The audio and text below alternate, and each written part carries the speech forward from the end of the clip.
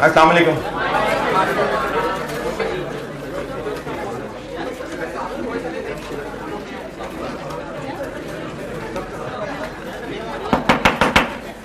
दुरूद शरीफ पढ़ लें।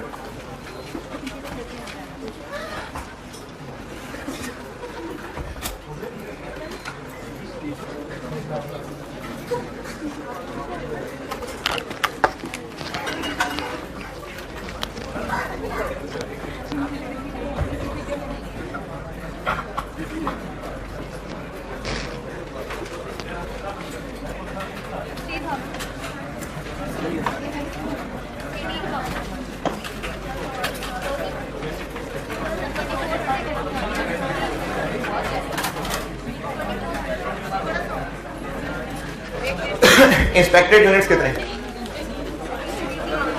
18,000। क्योंकि opening work in process 70% complete था और वो इंस्पेक्ट हो गया है पिछले महीने ही, और क्लोजिंग 75% कंप्लीट है, इसलिए वो भी इंस्पेक्ट हो गया तो माइनस नहीं होगा। तो इंस्पेक्टेड यूनिट्स बस यही 18 हैं, तो नॉर्मल लॉस हो जाएगा इन्हीं 18 का 5%, 900।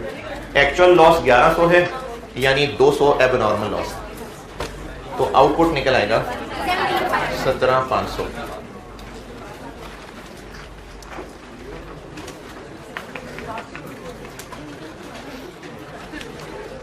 जॉइंट प्रोडक्ट्स वाली मेहनत तब शुरू होगी जब पहले हम एक बार कॉस्ट ऑफ कंप्लीटेड यूनिट्स निकाल लेंगे।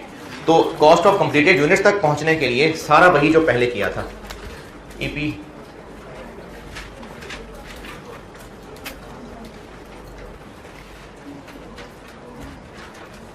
मटेरियल कन्वर्जन कंप्लीटेड यूनिट्स दोनों में 17,500।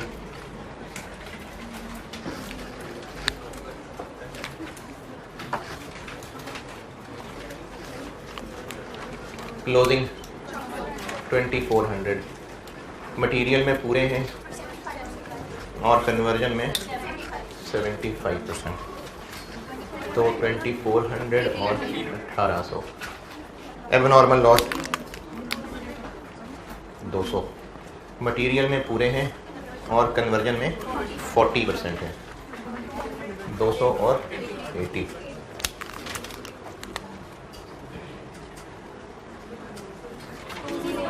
टू 0 1 0 0 1 1 9 3 8 0।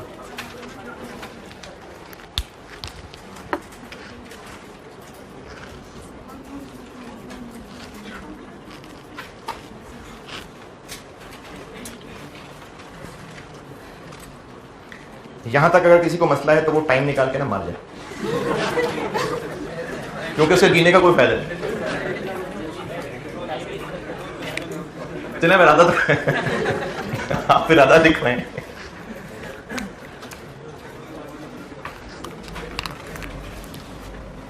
कॉस्ट पर यूनिट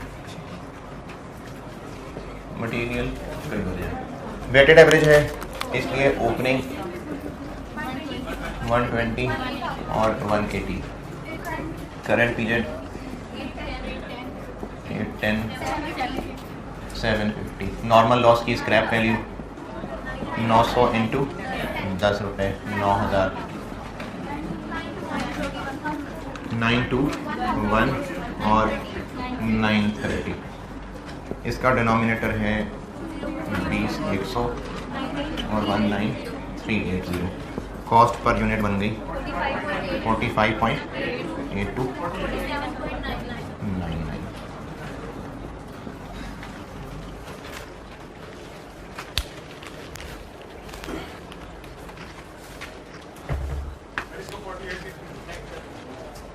ये आगे चल रहे हैं तो बस फिर ना लिखना 48।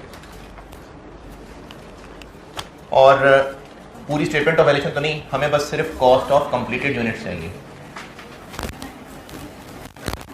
वो है 17,500 इंटू ये दोनों 45.82 प्लस 47.99 164167।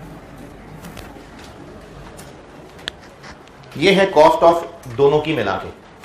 ये वो है जो कल 16 लाख थी, वैसे तो ये भी इत्तेफाक से 16 ही है, लेकिन ये वो है जो 16 लाख सवाल में गिवन थी। तो मैं चूंकि आपको सिर्फ सिखा ही एलोकेशन रहा था, इसलिए मैंने ये फिगर खुद बता दी थी, अदरवाइज एग्जाम क्वेश्चन में ये फिगर निकालनी पड़ेगी। अब वो जो कल परसों किया है, अब इसकी करते हैं एलोकेशन। ए बी और इनके यूनिट्स हैं 17,500 में से 60%, 10,500 और 60,000, और total NRV 10,500 into 200, 7,000 into 400 minus 60, 21 lakh और 60 बताया था मेरे ख्याल में, नहीं परसेंट नहीं, ये 60 रुपए था मेरे ख्याल में, 60 बताया था मैंने। 238000 4480 इस रेशो में उस 16 लाख को बांटना है।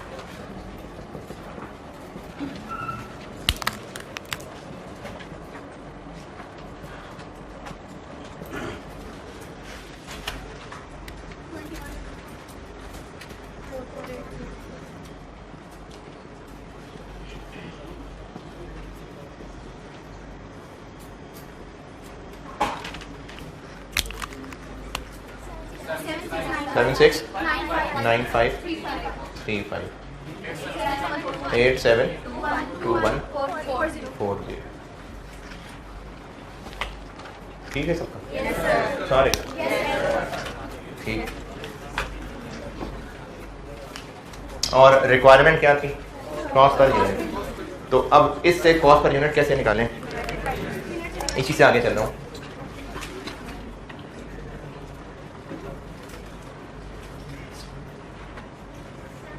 ए की 769535 डिवाइडेड बाय 10,500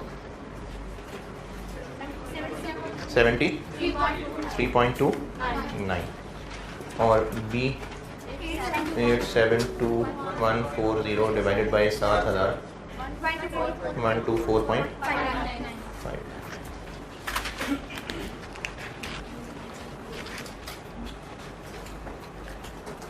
जिन्होंने किया है यहाँ तक सब सही। चलिए अब मेरा सवाल ये है कि ये कौन सी कॉस्ट पर यूनिट है और वो कौन सी कॉस्ट पर यूनिट है। ये ए और बी की कंबाइंड है, तो उसका आंसर तो 200 कुछ नहीं आना चाहिए था, एवरेज है। इन दोनों को मिला लें 92 समथिंग बन गया। ये प्रोडक्ट की है और ए और बी प्रोडक्ट नहीं है।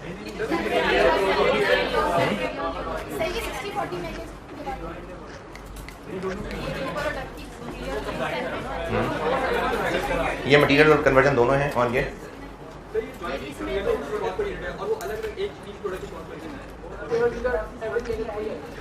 एवरेज लेंगे तो ये आएगा, लेना एवरेज। क्या जी? सेल की कॉस्ट है ये? नहीं, एनआरवी की तो रेशो ली थी, बांटा तो कॉस्ट को ही है ये कॉस्ट जी।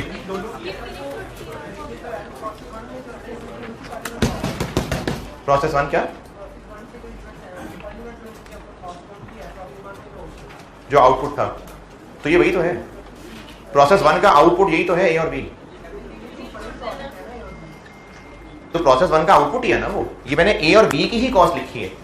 मैंने यहां पर ये लिखा है कि बी जब बिल्कुल 130 लग के और फाइनल हो जाएगा 60 रुपए लग के, तो क्या बन जाएगा, ये वो लिखा है। प्रोसेस 1 का जो आउटपुट है ये मैंने उसी की पर यूनिट कॉस्ट लिखी है।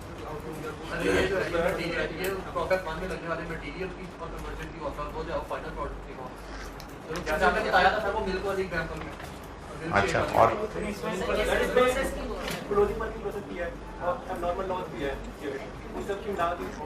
अच्छा, और कोई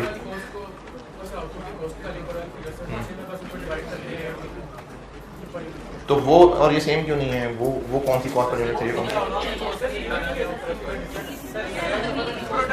है?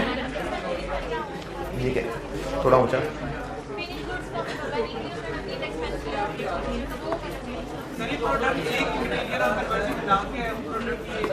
हाँ चले मिला लें इनको, 92 कर लें, मिला लें इनको मिलाएं तो क्या बनेगा, इनको मिलाएं ना 90, इनको ऐड करें 3.81।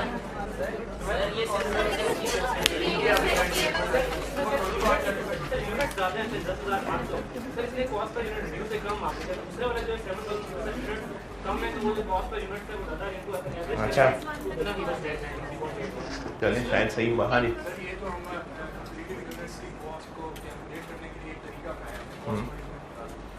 यानी ये असल में कुछ नहीं, ये शुगली था असल ये। अच्छा चलें आप मैं बस जानना चाह रहा था कि आप कहाँ तक सोचते हैं। जिनको इस बात का जवाब चाहिए वाकई, जिनको वाकई चाहिए, वो एक काम ये करें कि ये मैंने एनआरबी की रेशो में बांटा है ना, यूनिट्स की रेशो में बांटा है।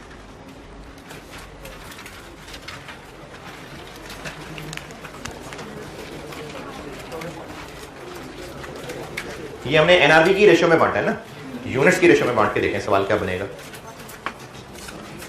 जिनको इस मसले का जवाब चाहिए, जिनको नहीं चाहिए वो टेंशन ना लें।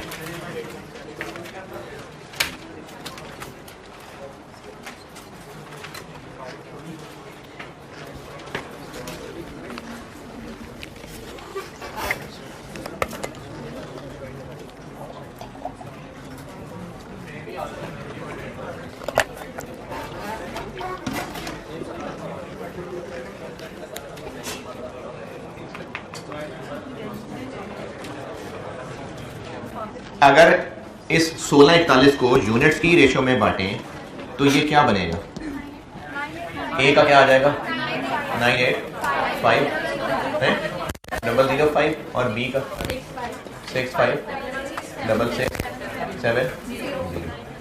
अच्छा पर यूनिट करते हैं, ये कितने यूनिट्स हैं 10,500, ये कितने यूनिट्स हैं 93.81।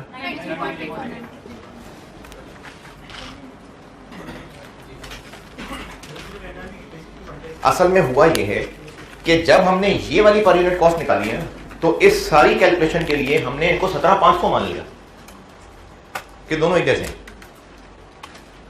ये मैं एक्स्ट्रा बात बता रहा हूं, परेशान ना हो अगर नहीं समझिए, जाने दें ऊपर से। मैंने आपको जब परसों ये यूनिट्स रेशो में बांटना बताया था तो उसका एंड रिजल्ट दोनों सेम आए थे ना। क्यों सेम आए थे, क्योंकि हम यूनिट्स की रेशो में बांट रहे थे और सबको 8000 से ही डिवाइड कर रहे थे, तो हम कह रहे थे कि दोनों सब एक जैसे। तो यहां पर जब हम इस सवाल को यहां सॉल्व कर रहे हैं तो हम 17,500 को 17,500 कह रहे हैं, अभी ए और बी में तमीज नहीं कर रहे, यानी सब एक जैसे हैं। तो सब एक जैसे ही की बेस पे यही है पर यूनिट कॉस्ट। अगर सब एक जैसे हैं तो ये पर यूनिट कॉस्ट है, और जब हम यूनिट्स की रेशो में बांटते हैं तो हम यही कह रहे होते हैं कि दोनों एक जैसे हैं, इसलिए पर यूनिट कॉस्ट सेम आ रही होती है, और वो यही आ रही है, इत्तेफाक नहीं है, यही आ रही है। ये फिर फर्क क्यों हो गई, क्योंकि बांटा एनआरबी की रेशो में, इसलिए अब फर्क हो गया। वरना अगर आप यूनिट्स की रेशो में बांटें तो यही है इनकी कॉस्ट। अगर आपने यूनिट्स की रेशो में बांटना है ना तो इस मेहनत की जरूरत ही नहीं पड़ेगी, ये आंसर ही ए और बी की पर यूनिट कॉस्ट होगा, क्योंकि ये क्या किया हमने, और पर यूनिट ही तो निकाली है भाई। अगर जॉइंट प्रोडक्ट को यूनिट्स की रेशो में बांटना हुआ तो बस उसकी जरूरत ही नहीं है, ये है कॉस्ट पर यूनिट। ठीक है, ये साबित हो रहा है। ये 93 कैसे आया, ये ऐसे आया, ये दो अलग अलग थे ना, मैंने इनको मिला दिया। ये जो पर यूनिट कॉस्ट है, ये मटेरियल कन्वर्जन दोनों मुकम्मल है ना, तो मैंने इनको मिला दिया। किसी को कुछ समझ नहीं आया? तो ये यूनिट्स की रेशो में बांटते तो यही पर यूनिट ही निकलती, तो इसको बिल्कुल कॉस्ट पर यूनिट ही की इज्जत मिल रही है। लेकिन अगर यूनिट्स की रेशो में बांटा होता तो यही फाइनल आंसर होता। अगर यूनिट की रेशो में बांटना होता तो यहीं पर सवाल रोक के यही फाइनल आंसर हो जाता, क्योंकि ये यही निकलना था। एनआरबी की रेशो की वजह से ये डिफरेंट फिगर्स बन गई। ये है जॉइंट प्रोडक्ट्स की कॉस्ट को बांटना। अब आगे ये चलते हैं कि क्या क्या तरह की वैरायटियां हो सकती हैं रिक्वायरमेंट्स, और उनका हम आंसर कैसे करें। ये बोर्ड की शेयर करा दे रहा है आस्ते आस्ते।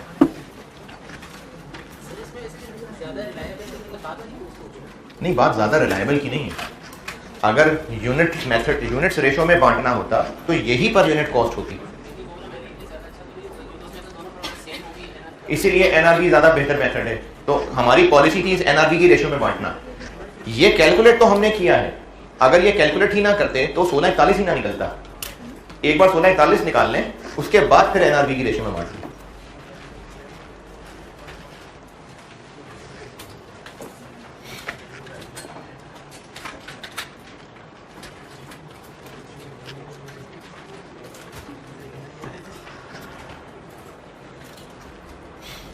अच्छा, एक तजुर्बा मैंने किया नहीं है पहले, ऐसी बस दिल में आ रहा है। एक काम ये करें कि इसका वेट 60% है, इसका वेट 40% है, वेटेड एवरेज लेना ना कोई।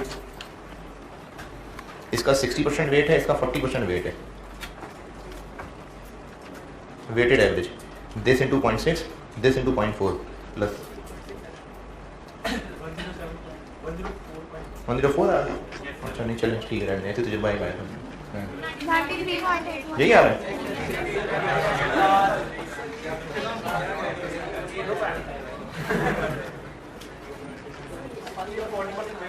हैं? वो मैंने सवाल में बताया था ना, 60% 40%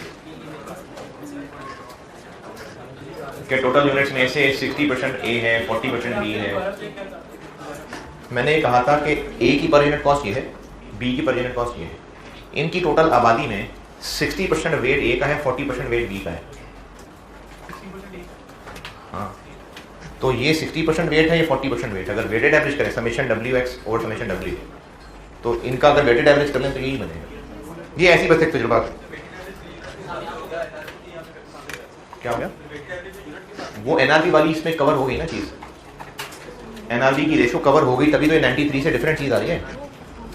एनआरबी वाला फर्क हो गया इसमें कवर। अब अगर हम इसके यूनिट्स का वेटेड एवरेज ले लें तो ये आएगा। हो गए सर भाई, बैठा दो।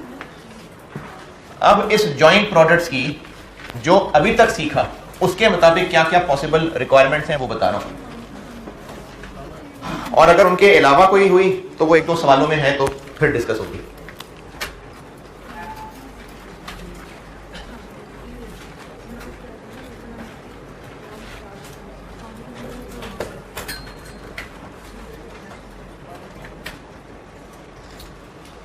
अच्छा, एक हमने ये सीखा था कि सवाल में क्लियरली नाम लेके स्टेटमेंट ऑफ इवैल्यूएशन पूछी हो, तो अब जॉइंट प्रोडक्ट के सवाल में ऐसा हो तो क्या फर्क पड़ेगा।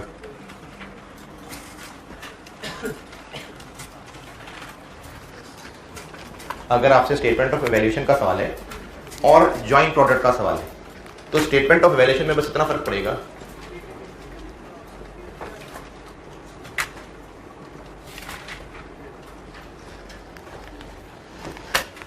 कि जो कॉस्ट ऑफ कंप्लीटेड यूनिट्स दिखाते थे वो 1641 तो दिखाएं, लेकिन इसके बाद ये भी बताएं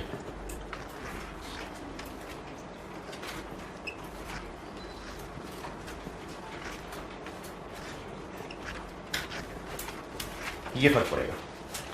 अगर जॉइंट प्रोडक्ट का सवाल हुआ और आपसे रिक्वायरमेंट हुई स्टेटमेंट ऑफ इवैल्यूएशन, तो उसमें कॉस्ट ऑफ कंप्लीटेड यूनिट्स यहां करके आंसर रोक देते हैं ना, अब उसके नीचे ये भी लिखना बस। और ये कैसे निकला होगा, ये वर्किंग की होगी। कॉस्ट ऑफ कंप्लीटेड यूनिट्स की जो लाइन होती है, जैसे पहले लिखते थे वेटेड एवरेज हो तो एक ही लाइन होती थी, फाइफो हो तो 3-4 लाइनें होती थी, वहां जहां आंसर खत्म हो जाता था उसको बस ये कह रहा हूं कि 2 लाइनें और लिखनी, बाकी सब वैसे ही है। Cost of closing working process, cost of abnormal loss, सब वैसे ही है। सिर्फ मैंने कहा है कि जो कॉस्ट ऑफ कंप्लीटेड यूनिट्स का आंसर निकलता था बस उसके नीचे 2 लाइनें और लिख लेंगे। तो ये जॉइंट प्रोडक्ट के सवाल का ये फर्क पड़ेगा सोल्यूशन पे। नहीं समझ आ रही? सारा कुछ जो पहले सीखा ना, मैं उसमें अमेंडमेंट बता रहा हूं कि अब जॉइंट प्रोडक्ट से क्या फर्क पड़ने वाला है। तो अगर सवाल में स्टेटमेंट ऑफ वैल्यूएशन मांगी हुई है, तो जो हम कॉस्ट ऑफ कंप्लीटेड यूनिट्स का आंसर लिख के छोड़ के आगे फिर क्लोजिंग वर्किंग प्रोसेस पे चले जाते थे, अब इसके नीचे ये 2 लाइनें भी लिखेंगे। नहीं, वो सब वैसे ही है। क्लोजिंग वर्किंग प्रोसेस की cost, cost of abnormal loss, वो सब वैसे ही है, सिर्फ इसके साथ ये 2 लाइनें ऐड हो गई। कॉस्ट ऑफ कंप्लीटेड यूनिट्स की लाइन लिखते हैं ना, ये लिखने पे यहाँ फुल स्टॉप नहीं लगा देना, ये 2 लाइनें भी लिखनी है, लिख ली कॉस्ट ऑफ कंप्लीटेड यूनिट्स अब पूरी हुई है। अब उसके बाद cost of closing work in process, cost of abnormal loss, वो सब वैसे रहेगा, सिर्फ कॉस्ट ऑफ कंप्लीटेड यूनिट्स के साथ ये एक पोर्शन जुड़ जाएगा बस।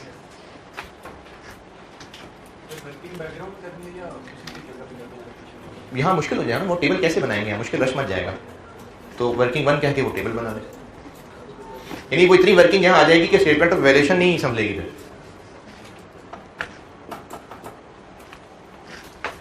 फिर इसके अलावा अगर सवाल की रिक्वायरमेंट हो प्रोसेस अकाउंट,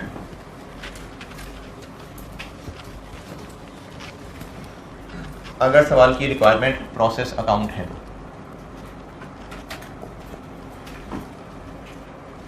तो जो पढ़ा सब वैसे ही है, सब कुछ वैसे ही है, सिर्फ जो चेन है वो बता रहा हूं।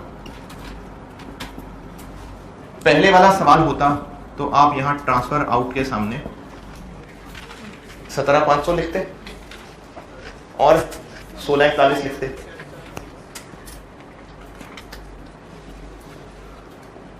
ये करते हैं ना। अब ये नहीं करेंगे, ट्रांसफर आउट ए 10,500 7,9,769 535 और बी 7,872 ये करेंगे। प्रोसेस अकाउंट में ये फर्क पड़ेगा कि वो जो ट्रांसफर आउट की एक लाइन उसके यूनिट्स ऑफ कॉस्ट थी उसकी जगह तोड़ के बताएंगे, ये प्रोसेस अकाउंट में फर्क पड़ेगा।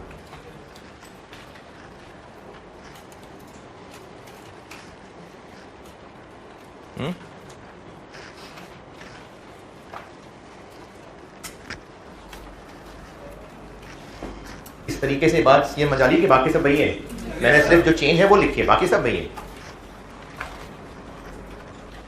और आखिरी चीज, अगर डबल एंट्रीज मांगी हुई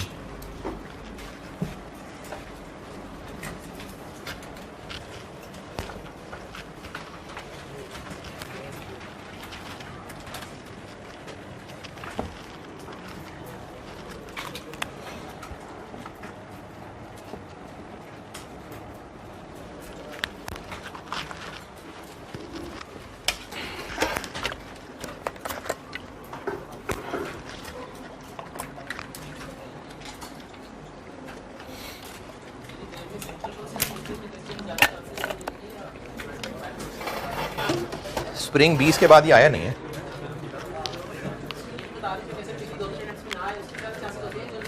वही बता रहा हूँ ना कि जॉइंट बाय प्रोडक्ट एक इंपॉर्टेंट सेगमेंट है। स्प्रिंग 22 में नहीं आया, ऑटम 21 में नहीं आया, स्प्रिंग 21 में नहीं आया और ऑटम 20 मुझे सवाल देखना पड़ेगा, मुझे लगता है ऑटम 20 में भी नहीं था, तो चांसेस तो हैं।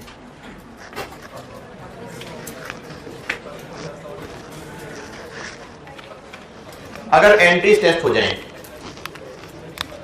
तो वो जो एंट्री नंबर ट्रांसफर आउट का क्या नंबर लगाया था,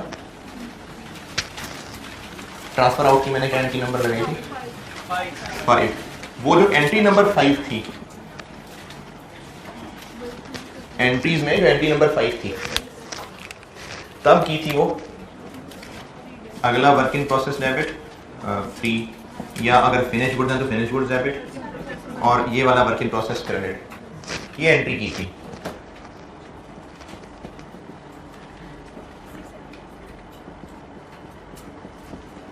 अब ये एंट्री नहीं होगी, अब होगी इसी सवाल को बेस बना के बता रहा हूं। प्रोडक्ट ए चूंकि फिनिश गुड बन गया तो फिनिश गुड्स, और प्रोडक्ट बी आगे एक और प्रोसेस में जा रहा है। ये कैसे पता एक और प्रोसेस में जा रहा है, मैंने कहा था ना फर्दर प्रोसेस होगा वो 60 रुपए पे। तो बी और ए दोनों फिनिश गुड बन रहे होते तो फिनिश गुड ए फिनिश गुड बी डेबिट, अगर दोनों ही आगे किसी और प्रोसेस में जा रहे होते तो उनके वर्क इन प्रोसेस डेबिट। तो जो फिनिश गुड बन रहा है वो फिनिश गुड्स, जो आगे प्रोसेस में जा रहा है वो आगे वर्क इन प्रोसेस। इसकी अमाउंट 535, इसकी अमाउंट 872140 और इसकी अमाउंट 1641। ये एंट्रीज पे फर्क पड़ेगा। कि वो जो एक टोटल डेबिट होता था वो टूट जाएगा, बाकी सारी एंट्रीज नहीं। तो ये है जॉइंट प्रोडक्ट के सवालों में।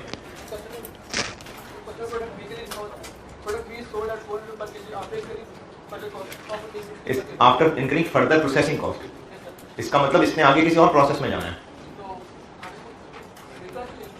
नहीं, इसने आगे किसी और प्रोसेस में जाना है, इसलिए वो अगला work in process debit. Amount क्या है? अमाउंट वो कॉस्ट है जो हमने बांटी है। वो कॉस्ट बांटी कैसे है? यूनिट्स की रेशो में, एनआरबी की रेशो में, लेकिन बांटी क्या चीज है? कॉस्ट। ये कॉस्ट है इनकी। ये इसी 1641 के दो टुकड़े हैं, तो उनमें से वो जो फिनिश गुड में चला जाएगा वो उनकी कॉस्ट, और जो वर्क इन प्रोसेस 3 में चला जाएगा, अब ये वर्क इन प्रोसेस 3 के लिए कॉस्ट ऑफ यूनिट्स ट्रांसफर्ड इन हो जाएगा।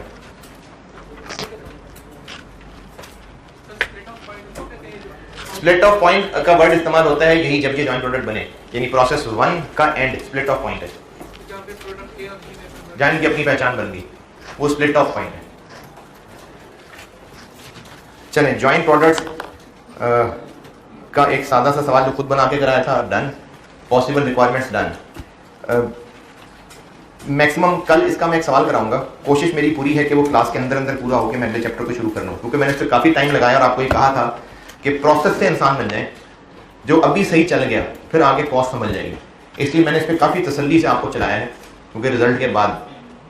तो कल एक सवाल इसका कराऊंगा, होमवर्क दूंगा, अगला चैप्टर शुरू हो चुका होगा, फिर होमवर्क डिस्कस होगा, फिर एक और होमवर्क दूंगा। यानी ये होमवर्क में चलेगी, लेकिन मेरी तरफ से कल एक सवाल करा के बस।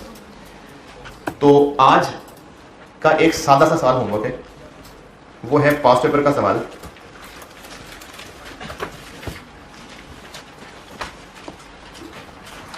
और उस सवाल में एक एडजस्टमेंट करवा रहा हूं। एडजस्टमेंट इसलिए करवा रहा हूं क्योंकि मुझे सवाल की शक्ल देख के लग रहा है कि सवाल बनाने वाले से कुछ ना सेल मर्ज हो गए थे। मुझे लग रहा है कि वो मर्ज हो गए थे। ऑटम 12 क्वेश्चन नंबर 6 पे आएंगे। Autumn 12 question 6।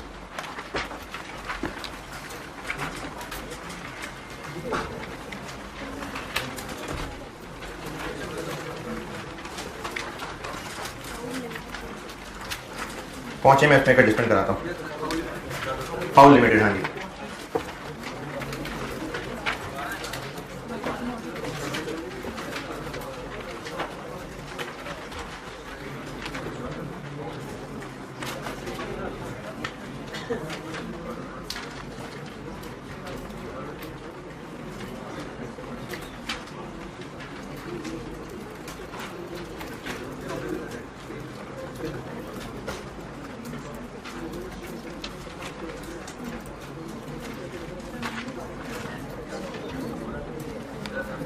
हाँ जी, पहुंच गए? खैर खैरियत से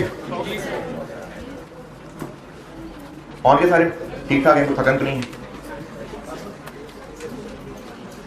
इसमें ये जो टेबल बना हुआ है, इस टेबल की ट्रांसफर टू फिनिश गुड्स की line product X product Y में तोड़ी हुई है, और उसके सामने यूनिट्स लिखे हुए हैं 50,000 और 25,000, ऐसे ही है। उन्हीं के सामने मटेरियल कॉस्ट और कन्वर्जन कॉस्ट लिखी हुई है।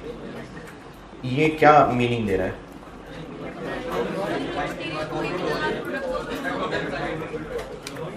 कि ये इन फिनिश गुड्स पे लगने वाली कॉस्ट है, क्योंकि उसके सामने लिखी हुई है।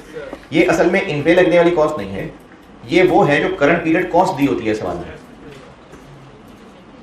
ये वो है जो करंट पीरियड कॉस्ट सवाल में दी होती है, जो मैंने इस सवाल में वो 8,10,000 और 7,50,000 दी हुई थी। तो मुझे लगता है कि होना ये चाहिए था, जो उनसे शायद सेल मर्ज हो गए, कि ट्रांसफर एक्स वाई के सामने 50 और 25 ऐसे ही आना चाहिए था। एक और नीचे लाइन आनी चाहिए थी, करंट पीरियड कॉस्ट या cost incurred in during the, कौन सा महीना? मई। अरे ये भी मई है।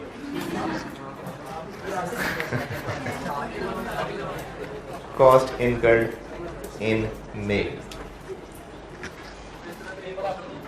नहीं, कॉस्ट इनकर्ड इन मई, इसके सामने ये मटेरियल के कॉलम में जो फिगर आ रही है ना 54, क्या आ रहा है 547 125, और कन्वर्जन के सामने 22। तो अब इसमें चेंज ये कर रहे हैं कि इस टेबल में एक और लाइन है कॉस्ट इनकर्ड इन में, उसके सामने ये फिगर है, ये ट्रांसफर्ड के सामने नहीं है फिगर्स।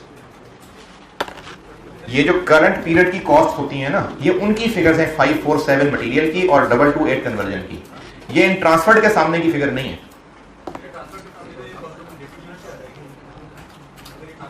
तो फिर ये कॉस्ट ऑफ कंप्लीटेड ही होती है, जबकि ये नहीं है कॉस्ट ऑफ कंप्लीटेड, ये इनपुट की ही खर्चे हैं, तो इसलिए इसके सामने नहीं लिखे होने चाहिए थे। तो इस टेबल में एक अलग से लाइन है और ये वो करंट पीरियड कॉस्ट है। बड़ा आसान सा सवाल है जी, कौन सी ट्रांसफर की कॉस्ट?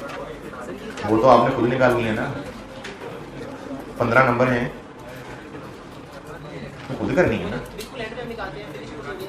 यार। कॉस्ट ऑफ कंप्लीटेड यूनिट्स क्या कर रहे हैं? टाइम निकालो आप, मैं कहूँगा टाइम निकालो।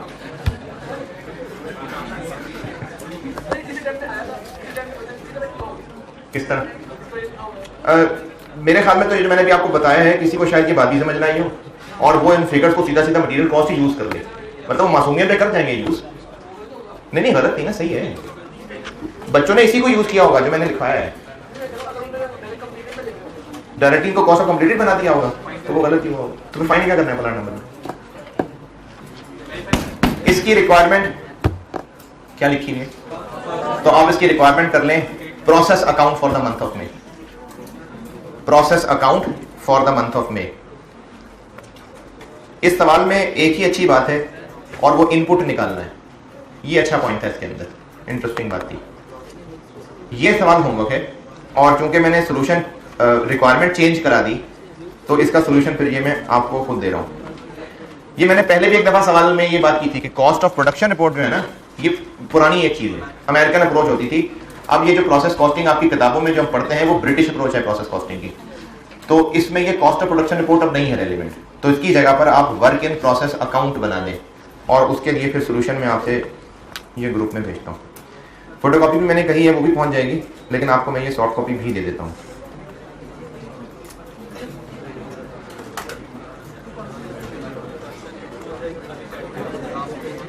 जॉइंट प्रोडक्ट की सादी प्रैक्टिस डन, कल मुश्किल प्रैक्टिस कराऊंगा, बाय प्रोडक्ट कराता हूं।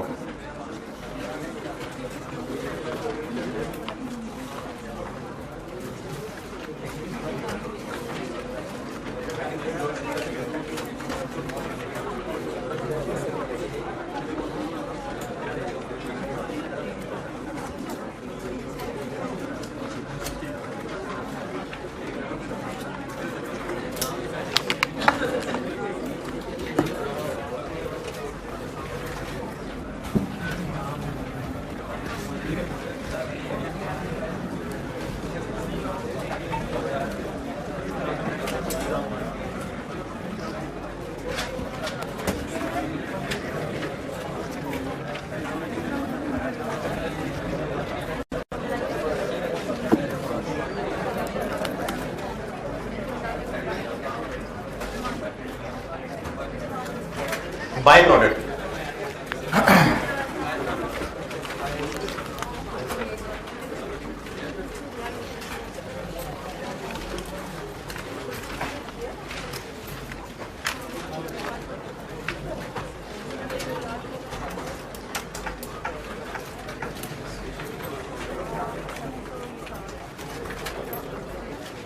बाय प्रोडक्ट की मिसाल मुर्गियां ज़िबा करके 8000 किलो प्रोसेस वन में इन्होंने इससे जो आउटपुट था उसमें एक था बोनलेस, ये कर लेते हैं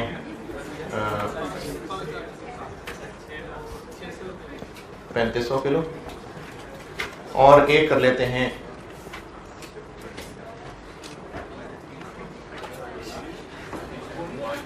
हड्डी वाला, ये कर लेते हैं जी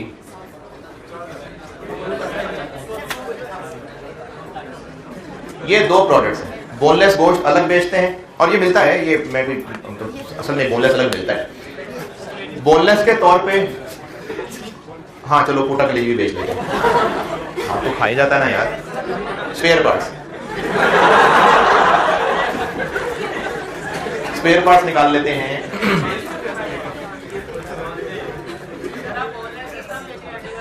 नहीं, रुपए तो नहीं लिखे मैंने जी, आप दे दिन को बांट लें। ये आगे दोनों लाइन पे बांट दो यार, पहुंचते जाएंगे फिर। मैंने रुपए तो नहीं लिखे भाई। अच्छा, स्पेयर पार्ट्स, ये पोटा कलेजी वगैरह,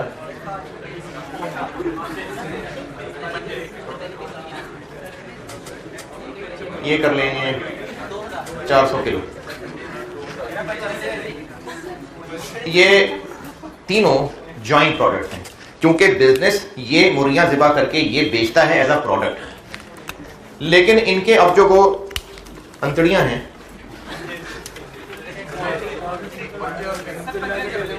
पंजे नहीं, अंतड़ियां,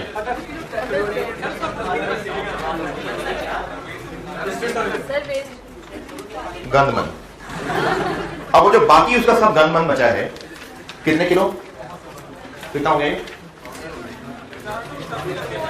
400 रह गया। ये जो 400 केजी बचा है ये भी बिकेगा शॉर्मों में डालने के लिए, ये भी बिकेगा और ये बिकता होगा। ये जो बिजनेसेस एनिमल फीड का काम करते होंगे, ये उन्हीं को खिलाया जाता होगा। तो इस प्रोसेस में मुर्गियां ज़िबा करने का मकसद ये था है? नहीं। तो इससे मेनली ये बनते हैं, ये जॉइंट प्रोडक्ट्स हो गए, लेकिन ये जो बन रहा है ये भी बिकता है, इसलिए है ये भी प्रोडक्ट, लेकिन बस बाय द वे बन गया तो बन गया। इनको जॉइंट प्रोडक्ट्स कहेंगे, ये मेन है, और ये बाय प्रोडक्ट है। प्रोडक्ट इसलिए कह रहे हैं, अच्छा ये स्क्रैप नहीं है, ये प्रोडक्ट होगा, ये बाकायदा बिकता होगा। हो सकता है उनकी चोंचें, आंखें, हाँ ना भाई, क्या पर उनके पंजे, पंजों की यखनी बड़ी मजे की होती है, हैं? हाँ हाँ, मेरे तो ये फेवरेट डिश में से ही है, खाते वाली चीज है भाई। अच्छा, अब ये प्रोडक्ट है क्योंकि ये बिकता है, इसलिए प्रोडक्ट कहते हैं इसको, लेकिन मेन प्रोडक्ट ये नहीं था, इसलिए बाय प्रोडक्ट है। एग्जाम में आपको इस तरह से खुद पहचानना पड़ेगा मेन और बाय नहीं, आपको क्लियरली पता चल जाएगा कि ये जॉइंट प्रोडक्ट है और ये बाय प्रोडक्ट है। इसमें मेन और बाय में नहीं आपको जाएंगे, क्लियरली पता होगा कि बाय प्रोडक्ट कितना है। तो ये होता है बाय प्रोडक्ट, बिकता है इसलिए इसको प्रोडक्ट कहते हैं। अब रहा मसला कि इसकी ट्रीटमेंट क्या करनी है।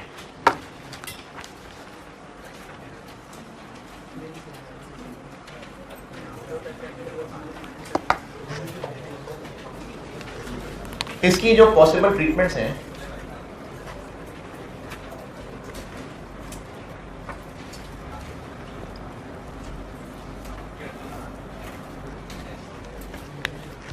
एक ट्रीटमेंट तो ये है कि इसको सेल जब करें तो उसको नॉर्मल सेल्स का ही हिस्सा मान लें।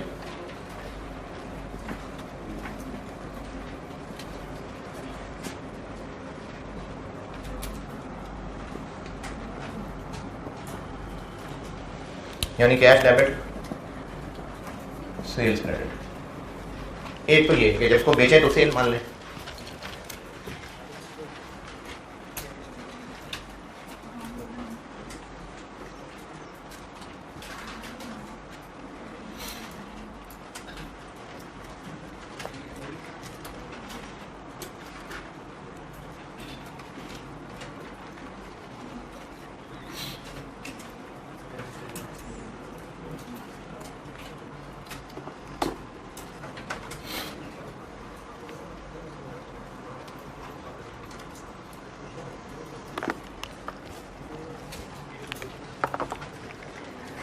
या फिर अगर इसकी लिफ्ट नहीं करानी तो फिर इसको अदर इनकम मान लें।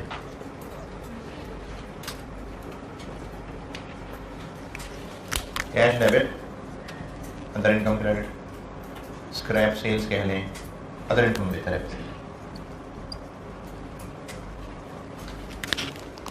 इन दोनों केसेस में no cost is allocated to buy product। Inventory,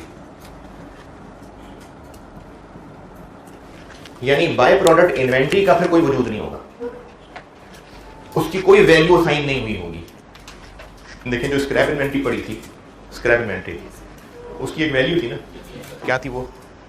हमने उसको इन्वेंट्री कहा था किस वैल्यू पे? स्क्रैप वैल्यू पे। तो उसको इस स्क्रैप वैल्यू पे इन्वेंट्री कहने के लिए वो कहां से माइनस की थी? टोटल खर्चों में से।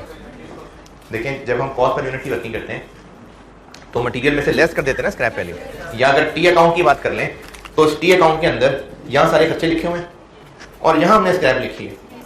तो वो हो क्या रहा है कि इन खर्चों में से स्क्रैप माइनस होके वो किसके नाम कर दी जा रही है वैल्यू? Scrap inventory. यानी खर्चों में से इतना पोर्शन माइनस कर दिया और ये वो स्क्रैप इन्वेंट्री की वैल्यू, एक वैल्यू असाइन तो हो रही है ना। इस केस में बाय प्रोडक्ट इन्वेंट्री की कोई वैल्यू नहीं, यानी कोई हिसाब ही नहीं है इसका। बस जब बिकेंगे कैश डेबिट सेल्स क्रेडिट या कैश डेबिट और, इन दोनों हालात में बाय प्रोडक्ट इन्वेंट्री का कोई वजूद नहीं होगा किताबों में, कोई वैल्यू नहीं होगी उसकी। ओके लेकिन ये दोनों है बकवास मेथड। तीसरा तरीका ये है जो कि बाय डिफॉल्ट है। अगर आपको सवाल में ऐसा कुछ नहीं कहा तो फिर आपको ये कहा है डिफॉल्ट, यही डिफॉल्ट ट्रीटमेंट यही है।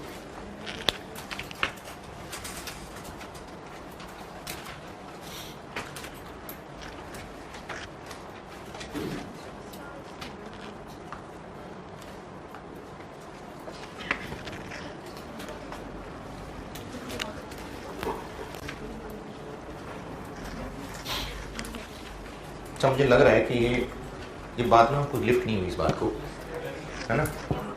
जब यहाँ प्रोसेस अकाउंट में खर्चे लिखे होते हैं और क्रेडिट साइड पे नॉर्मल लॉस की स्क्रैप वैल्यू लिखी होती है, तो असल में हम कर ये रहे होते हैं कि इन खर्चों में से एक चीज माइनस करके स्क्रैप इन्वेंट्री के नाम पे डाल देते हैं।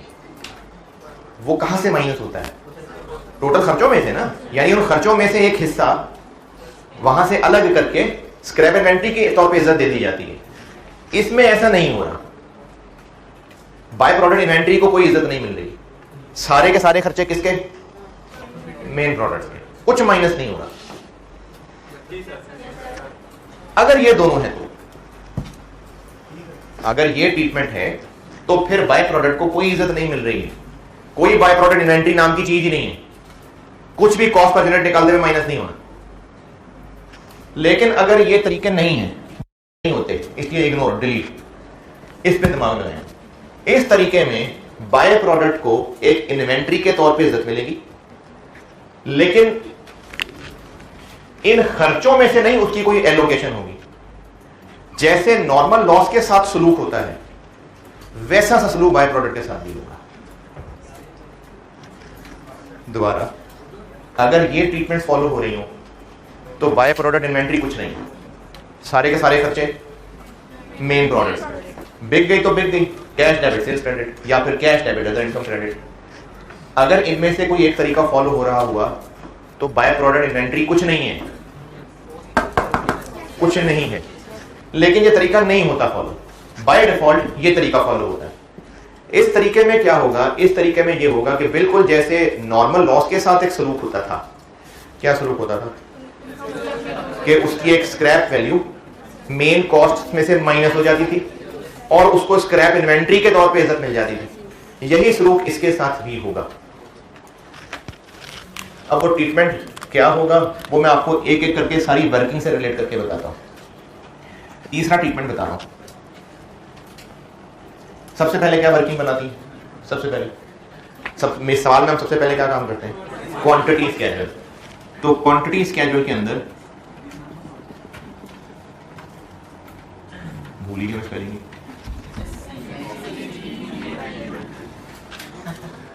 क्वांटिटी स्केड्यूल में बाय प्रोडक्ट के यूनिट्स आएंगे।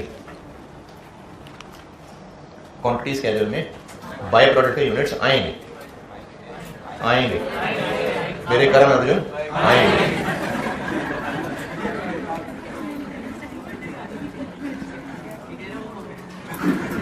जब आएंगे तो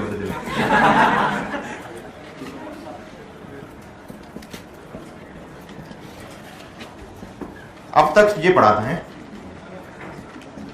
अब तक ये पढ़ा है। बाय प्रोडक्ट अगर सवाल में हुआ तो मैंने कहा इसके साथ ना सलूक वही नॉर्मल लॉस की तरह का होना है। मैं ये नहीं कह रहा कि वो नॉर्मल लॉस है। नॉर्मल लॉस एक अलग चीज है।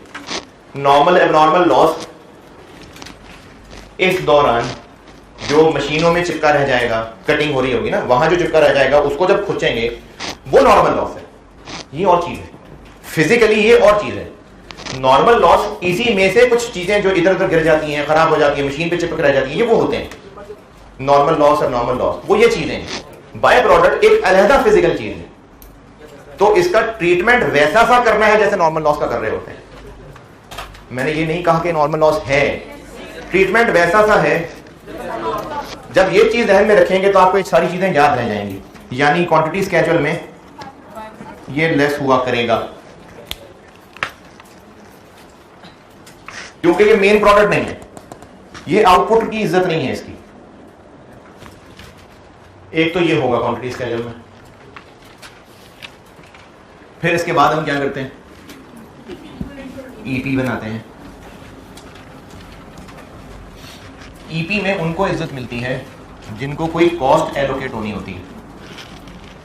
नॉर्मल लॉस के यूनिट्स ईपी में आते हैं, नॉर्मल लॉस के इसके भी नहीं आएंगे। स्टेटमेंट ऑफ इवैल्यूएशन में नॉर्मल लॉस नहीं आता, तो ये भी नहीं आएगा।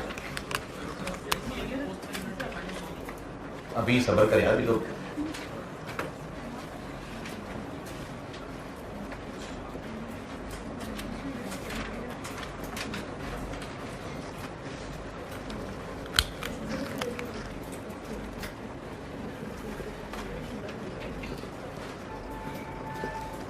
इनमें बाय प्रोडक्ट इग्नोर, कोई काम नहीं है। अच्छा ये क्यों हो रहा है ऐसा? क्योंकि जैसे नॉर्मल लॉस है ना कि वो अपना वजन खर्चों का नहीं उठाता, बस जो उसकी स्क्रैप वैल्यू है उसी के ऊपर उसको स्क्रैप इन्वेंटरी कह देते हैं। यही काम बाय प्रोडक्ट के साथ होने लगा है कि ये अपने खर्चों का वजन नहीं उठाएगा, लेकिन इसकी जो स्क्रैप वैल्यू है वो उन खर्चों में से लेस हो जाएगी और वो इसकी एक इन्वेंटरी की वैल्यू होगी। तो कॉस्ट पर यूनिट बनाते हुए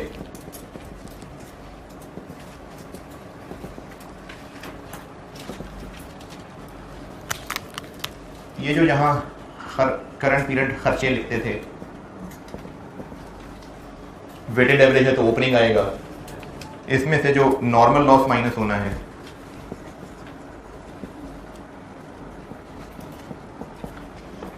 तो इसी तरह sale value of by product भी लेस हो जाएगा।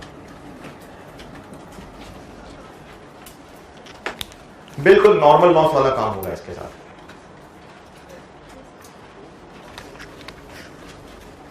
स्क्रैप का वर्ड इसलिए नहीं है क्योंकि ये बकायदा प्रोडक्ट के तौर पे बिकता है।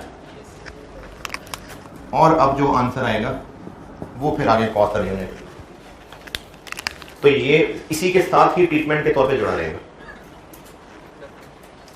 और क्या बनाते हैं, quantity schedule, cost per unit, shipment valuation, equivalent production, और क्या होता है, बस प्रोसेस अकाउंट।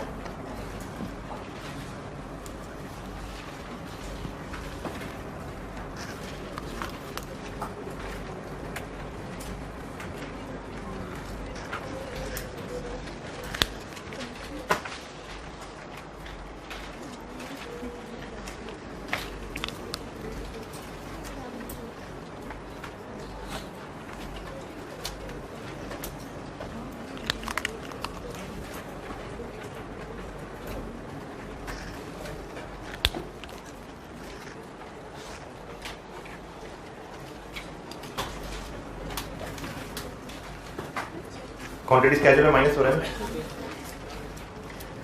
एक तो जो इसकी एंट्री होगी, बाय प्रोडक्ट की एंट्री,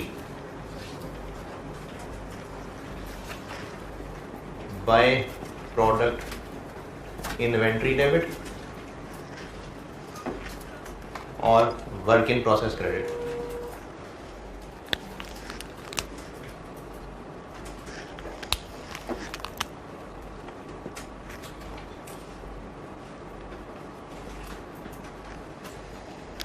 ये क्या किया मैंने, अगर बाय प्रोडक्ट बस अभी ही सेलेबल है तो ये डेबिट। और अगर इसने मजीद इसमें कोई और मसाले ऐड होने हैं, वो जो गनमन था उसमें और मसाले खुशबुएं डाल के फिर आगे बेचना है, तो फिर वो अगले प्रोसेस में चला जाएगा।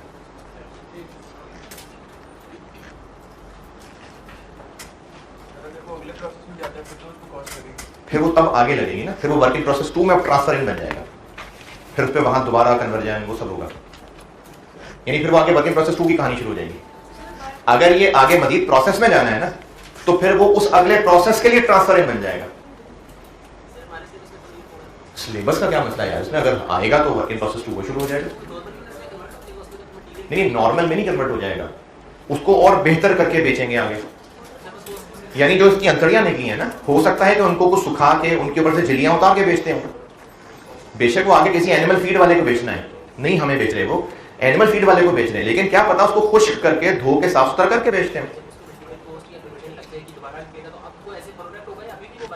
है वो अभी भी प्रोडक्ट ही है, लेकिन वो इस प्रोसेस का एक बाय प्रोडक्ट है। बाय का वर्ड इसलिए लगा क्योंकि साथ मेन भी थे। अब जब वो आगे किसी प्रोसेस में चला गया तो बस अब वो वहां का अकेला बच्चा है, फिर उस प्रोसेस में उसके और खर्चे होंगे, फिर वहां से निकलेगा, फिर बिकेगा। अब वो बाय का वर्ड जरूरी नहीं है लगाना। वर्क इन प्रोसेस 1 से जब ये सब निकले हैं, इनसे निकलते हुए अगर ये बाय प्रोडक्ट सेलेबल चीज है तो ये डेबिट। अगर ये आगे और किसी प्रोसेस में चला जाएगा तो वो अगला प्रोसेस डेबिट। अगर यहीं पर ही बिकने के काबिल हुआ तो इन्वेंट्री डेबिट, अगर आगे जाना हुआ तो अगला प्रोसेस डेबिट। और अब अगले प्रोसेस में जो मजीद कुछ होगा तो वो पहले जैसा ही होगा, उसमें मजीद कन्वर्जन कॉस्ट होगी, वो तो जैसे पहले वर्क इन प्रोसेस के खर्चे होते हैं उसके लिए आगे वो कहानियां शुरू हो जाएंगी। अब इस एंट्री की अमाउंट क्या होगी, यही ये सेल वैल्यू, बल्कि इसको इधर कहते हैं सेल वैल्यू।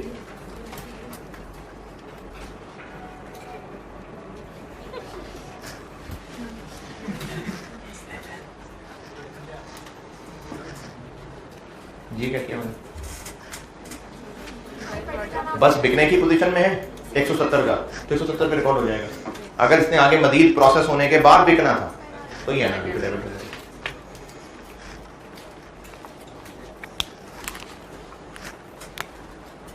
और वर्क इन प्रोसेस के अकाउंट में इसका क्या मतलब होगा, क्रेडिट साइड पे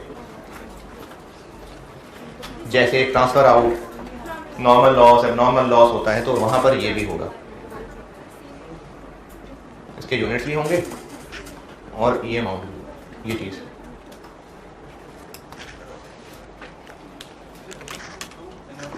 क्या जी, ये बाय प्रोडक्ट फौरन बिकने की कंडीशन में है 200 रुपए का, ये वो 200 रुपए से डेबिट, ये 200 रुपए से क्रेडिट। लेकिन अगर इसने आगे किसी प्रोसेस में जाना है और उस पर 50 खर्च होके इसने 300 का बिकना है, तो अभी उसकी वर्थ 250 की है। 50 खर्च होके 300 का बिकना है, अभी वो कितनी वर्थ का हुआ फिर 250, ये वो 250 से। अब उस वर्किंग प्रोसेस 2 की कहानी शुरू हो जाएगी, उसमें फिर कन्वर्जन डलेगी और 50 वहां डेबिट होगा, फिर वो चीज 300 की बिकेगी। अगर ये डेबिट है तो ये आएगी, ये डेबिट है तो ये आएगी, वो वर्किंग प्रोसेस 2 में होगी, क्योंकि उसमें और 50 रुपए का खर्च लग गया। अभी मैं कौन सी अकाउंटिंग बता रहा हूं, वर्किंग प्रोसेस से क्या रेट क्या निकलेगा, ये 250 रुपए में निकलेगा। फिर वर्किंग प्रोसेस 2 हुआ कोई, उसमें और 50 रुपए खर्च होंगे, अगर वो वर्किंग प्रोसेस 2 50 डेबिट, फिर वहां से वो इन्वेंट्री में 300 रुपए पे जाएगा और cash debit inventory credit 300 transferring होगी। इसको फिर अब सवाल की शक्ल में लाएंगे तो ये चीजें की प्रैक्टिस होगी। बाय प्रोडक्ट ये कि आप इसकी ट्रीटमेंट याद रखने के एतबार से नॉर्मल लॉस की तरह याद रखेंगे ना, तो फिर ये याद रह जाएगा। ठीक है, अल्लाह हाफिज़।